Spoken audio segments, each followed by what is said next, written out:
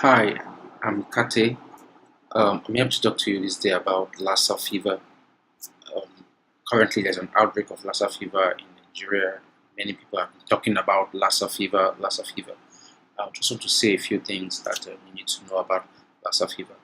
Actually, Lassa Fever was first documented after an outbreak in Nigeria in 1969. But before then, there had been outbreaks in 1950s, but it was not documented up to 1969. And it's a viral disease. It's one of the viral hemorrhagic fevers. What that means is that it's one of the diseases that are caused by viruses and then can lead to bleeding, and then there could be a febrile illness, be a fever, which is high temperature.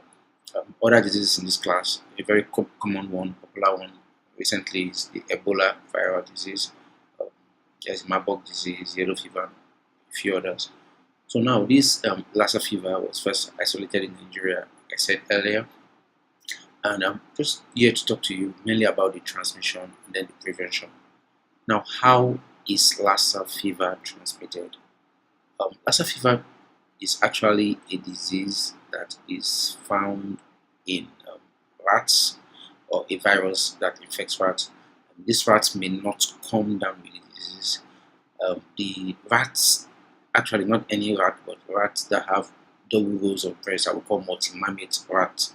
And these rats are infected by this virus, and then they can shed the virus in their urine, in their feces, and other body fluids, and then they can transmit it to other rats. And then there could be a transmission to humans, what we call the animal to human transmission. And when this happens, this can happen by human being coming in contact with infected droppings or secretions of these rats.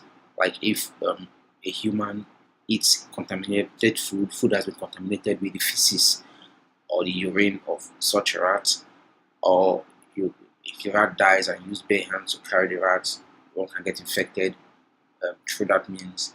Um, or the rats generally um, infecting or defecating into food stuff like grains, rice, gari that people spread outside, and maybe they want it to dry, and these rats can get there. And so that's how it is transmitted to man. And also by inhalation, by breathing in aerosols. Aerosols are tiny droplets of these secretions that may have been become very tiny particles. Then, excuse me, yeah, humans can inhale this and breathe it in. Then can get infected by Lassa virus. There's also the human to human transmission, where a human who is infected can transmit it to another human being. This is mainly in the health setting, where a doctor or a nurse or a health worker comes in contact with a sick patient. Now, for the public, what do you do? How do you react to this Lassa fever outbreak?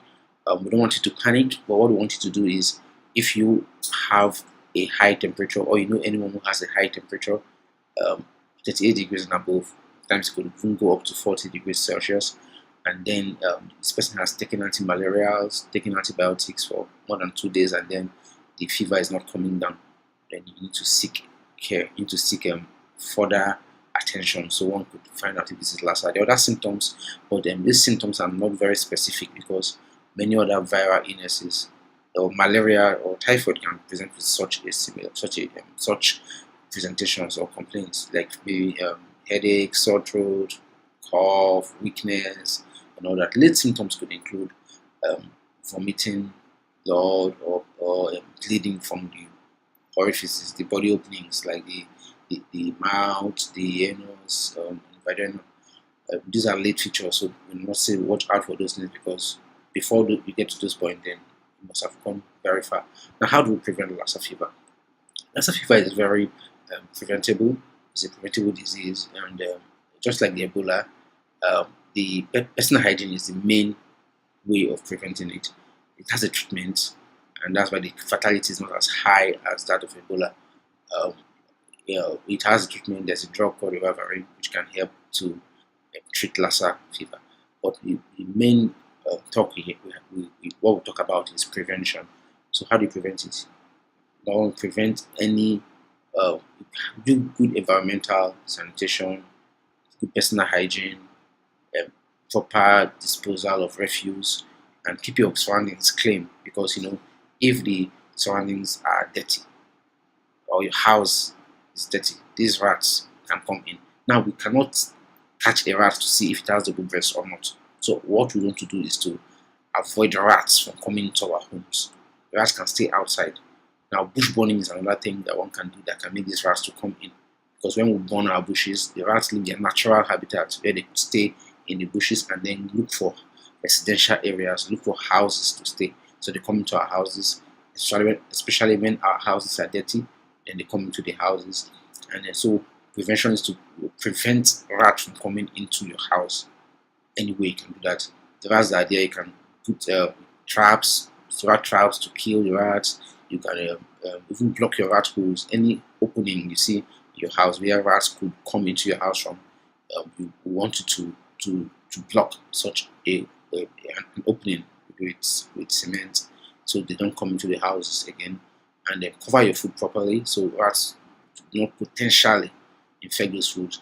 And then your grains, your rice, your gari, what we advise to do is not to put them in bags called gari bags, but rather to put them in plastic containers that are rat proof or rodent proof. Plastic containers or plastic buckets where you can cover them so these rats do not have access to those food.